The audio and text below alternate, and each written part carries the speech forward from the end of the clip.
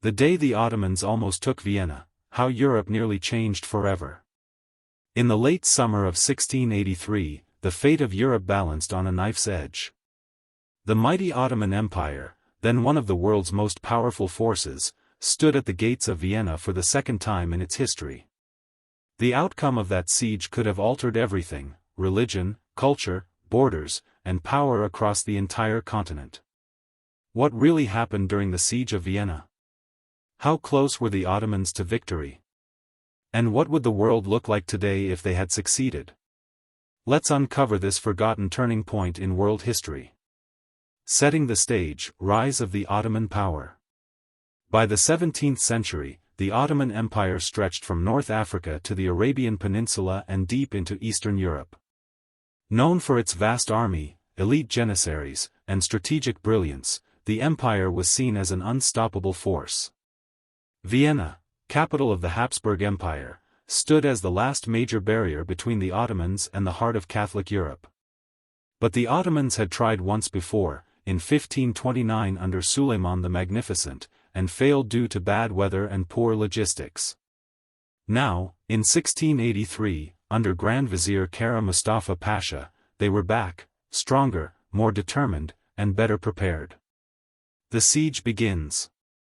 On July 14, 1683, a massive Ottoman army, estimated at over 150,000 men, encircled Vienna. Inside the city walls, fewer than 15,000 defenders stood ready, including civilians. Supplies were limited, and morale was low. The Ottomans used massive cannons, mining tunnels, and continuous bombardments to breach the walls. Weeks turned into months. Hunger, disease, and fear gripped the city. Every day, the city came closer to falling.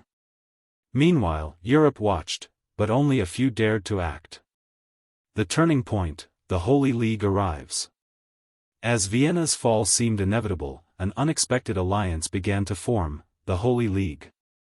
Poland's king, Jan III Sobieski, answered the call for help. With 80,000 troops, including the legendary Polish Winged Hussars, he marched toward Vienna in what would become one of history's most dramatic military interventions. On September 12, 1683, the final battle erupted on the hills surrounding the city. The Polish cavalry, with wings of eagle feathers on their backs, charged down the slopes in what would be the largest cavalry assault in European history. The Ottoman army, shocked and divided, began to collapse. Kara Mustafa Pasha retreated in disgrace. How close were the Ottomans to winning? According to many historians, the Ottomans came extremely close to breaching the city walls just days before the relief army arrived. Kara Mustafa had delayed a full assault, hoping to take the city intact as a prize for himself and for Sultan Mehmed IV. This hesitation, combined with logistical challenges and overconfidence, cost the Ottomans everything. They were at the gates of Vienna, but they never got through. What if the Ottomans had taken Vienna?